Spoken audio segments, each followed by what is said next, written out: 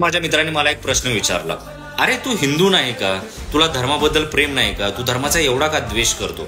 मी त्याला फिरून एक प्रश्न विचारला, अरे मित्रा, गौतम बुद्ध हिंदूच होते ना, संत तुकाराम महाराज हिंदूच होते ना, संत ज्ञानेश्वर महाराज हिंदूच होते ना, छत्रपती शिवाजी महाराज हिंदूच होते ना, छत्रपती संभाजी महाराज हिंदूच होते ना, ज्योतिबा फुले हिंदूच होते ना, शाहू महाराज हिंदूच होते ना, डॉक्टर बाबासाहेब आंबेडकर हिंदूच होते ना, महात्मा गांधीजी हिंदूच होते ना, आपले नरेंद्र दाभोळकर हिंदूच होते ना, पानसरे हिंदूच होते ना, गौरी लंकेश हिंदूच होते ना.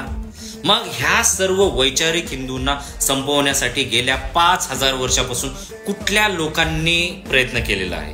कुठल्या लोकांचा हात आहे? कुठल्या लोकांचा षडयंत्र आहे की ह्या वैचारिक हिंदूंना संपवून एक बावळट हिंदूंची फळी निर्माण करायची?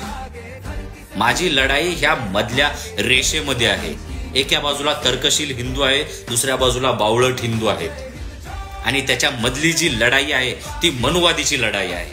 आणि माझा द्वेष हिंदू धर्माला नाही, माझा द्वेष मनुवादाला आहे. आणि मनुवादासोबत जमलेली जी टवाळ कंपनी आहे, जे भरमीट झालेले आहेत, त्या लोकांसोबत माझी लढाई आहे. माझा द्वेष मनुवादासोबत आहे.